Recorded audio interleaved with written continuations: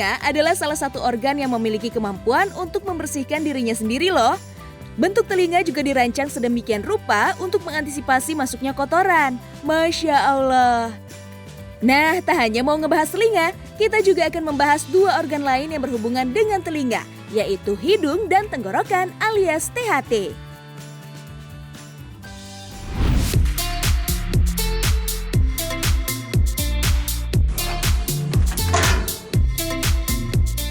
Domba.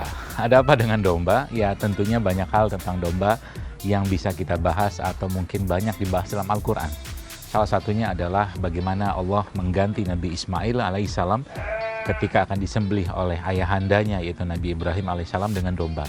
Tapi kita tidak akan bicara domba karena saya juga barusan lewat dari situ dan saya mencium bau domba di sana atau di kandang ini. Tapi yang menarik adalah bahwa kita bicara tentang penciuman yang masuk dalam bagian telinga, hidung, dan tenggorokan kita atau indera penghidu kita. Al-Quran memberikan perhatian yang sangat besar tentang THT. Salah satunya banyak ayat-ayat dalam Al-Quran yang membahas tentang pendengaran dan juga penglihatan, juga bahkan ataupun mulut atau tenggorokan kita. Dalam surat Al-Ahzab ayat 10 juga di situ ada kata-kata kerongkongan atau tenggorokan. Maka sebenarnya hal-hal seperti ini harusnya menjadi perhatian bagi kita umat Islam. Menjaga penghidu kita atau indera penciuman kita dari hal-hal yang kurang baik dengan cara kita memanfaatkan itu untuk menghirup aroma-aroma yang baik seperti wangi-wangian. Dalam Islam adalah suatu hal yang sangat-sangat banyak digunakan di peradaban Islam. THT memiliki fungsi penting seperti mendengar, bernafas, mencium aroma, berbicara, serta menelan makan dan minuman.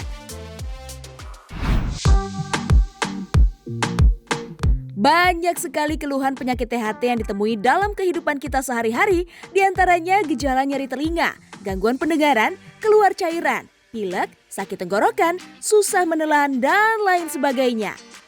Gangguan yang terjadi pada salah satu organ THT dapat mempengaruhi organ lainnya, karena ketiga organ ini saling berhubungan. Oleh karena itu, penting dalam menjaga kesehatan THT.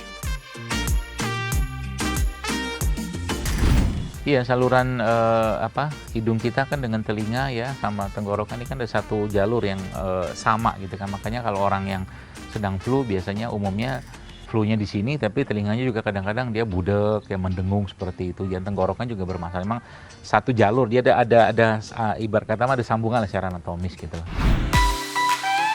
Gejala yang dialami oleh telinga atau hidung bisa saja berpengaruh pula kepada tenggorokan. Begitupun sebaliknya. Hal ini dikarenakan anatomi telinga bagian dalam memiliki saluran bernama tuba osseus yang menghubungkan langsung ke tenggorokan. Banyak faktor yang bisa menyebabkan rusaknya indera pendengaran, misalnya infeksi telinga yang terjadi akibat kuman atau bakteri. Selain itu, masalah pada telinga juga nggak bisa dipisahkan dari kebiasaan buruk seperti penggunaan handsfree berlebih atau sikap tak acuh pada kebersihan telinga, faktor usia, paparan terhadap suara keras dalam jangka panjang, dan adanya tumor. Kemudian, penyakit pada hidung yang sering terjadi yaitu flu dan sinusitis. Hal ini terjadi karena adanya peradangan atau bengkak, alergi, dan kelalaian sekat pada hidung. Belum lagi gejala berupa bersin, hidung tersumbat, gatal, dan berair. Tenggorokan juga sangat riskan terhadap gangguan dan serangan penyakit, salah satunya radang dan gatal. Dalam mengatasi kondisi seperti ini, tentunya perlu pemeriksaan khusus. Pastikan kalian memeriksakan organ THT ke dokter spesialis THT agar diagnosa dan terapi yang dilakukan tepat sasaran. Besti, dalam Islam ada satu treatment alami yang bisa dilakukan dalam menjaga kesehatan THT. Dan kita bisa mempelajarinya dari sejumlah gerakan saat berwudu. Pada saat berwudu, organ tubuh dibasuh sebanyak 3 kali, termasuk bagian telinga, hidung, dan tenggorokan. Di antara sunnah berwudu adalah menghirup air ke dalam hidung. Menghirup air ke dalam hidung sunnah dilakukan sebanyak 3 kali. Air yang diambil tangan kemudian dihirup hidung dan dikeluarkan kembali. Rasulullah sendiri menjelaskan dalam sebuah hadis, jika setan senang berada di batang hidung manusia. Subhanallah. Di sini peranan wudhu yang 5 kali sehari dilakukan oleh kaum muslimin ya, itu juga tidak kalah penting, di mana kita tahu wudhu salah satu langkah atau tahapan adalah kumur-kumur ya. Nah, menariknya kumur-kumur yang dilakukan pada saat berwudu ini juga berhubungan dengan hidung. Karena saat kita berwudu ya, terutama waktu kita berkumur-kumur tadi, itu kita tahu ada satu perintah syariat yaitu istinsyak, yaitu Nabi menyuruh kita menghirup air ketika berwudu yang kemudian air tersebut dibuang ya. Nah, itu ternyata penelitian menyebutkan bahwa ternyata itu sangat baik dalam membersihkan ya katakanlah bakteri-bakteri atau virus-virus yang tidak pada tempatnya. Besti pasti bertanya-tanya deh, lantas bagaimana cara kita menjaga kesehatan THT? Apalagi saat kita terkena flu ya, tapi itu telinga jadi budak, hidung meler, tenggorokan sakit, subhanallah. Tenang-tenang, Pak Dokter punya resep herbal nih agar kesehatan THT kita tetap terjaga. Ya tentunya begitu, kita tahu bahwa beberapa jenis rimpang itu kan punya efek anti peradangan ya, seperti yang paling besar itu kan kunyit ya. Ya kunyit, jahe, lengkuas, serai itu punya efek anti peradangan ya. Jadi kita bisa buat dengan ya sangat sederhana, termasuk di beberapa resep yang pernah saya share juga di Instagram saya waktu itu adalah menggunakan kunyit yang ditambahkan jeruk nipis, dan jeruk nipis juga anti peradangan. Untuk membantu atau meningkatkan penyerapan kita tambahkan lagi dengan lada hitam. Jadi itu salah satu saja. Di luar yang lain sudah masih sangat banyak lagi yang kita bisa optimalkan. Ini tentunya sebisa mungkin ya, kalau saya berpikir kita menggunakan bahan alami dulu ya untuk mengobati kondisi-kondisi yang tidak seimbang atau penyakit dalam tubuh kita ya, supaya tubuh kita terbiasa dengan bahan alami.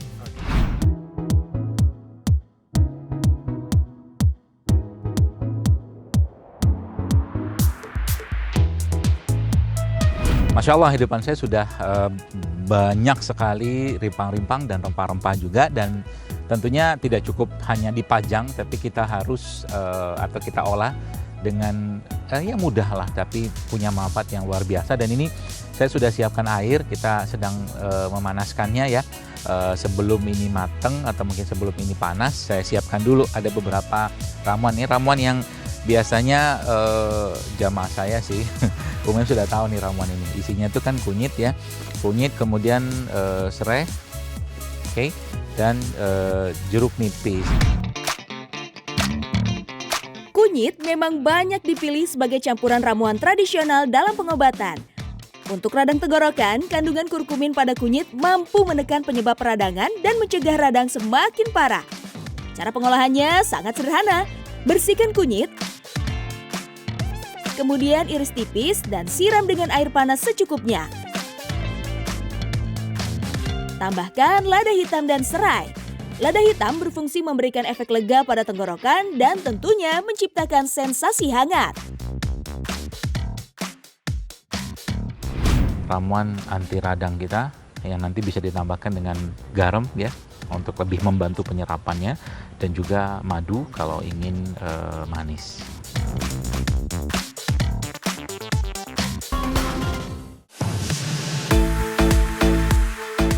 Besti, alhamdulillah ya, 30 menit sudah kita membahas seputar kesehatan dan manfaatnya untuk tubuh. Tetap saksikan Sehat ala Nabi setiap Senin sampai Jumat pukul 1 siang selama bulan Ramadan. Semoga kita tetap istiqomah dalam menjalankan ibadah puasa. Wassalamualaikum warahmatullahi wabarakatuh.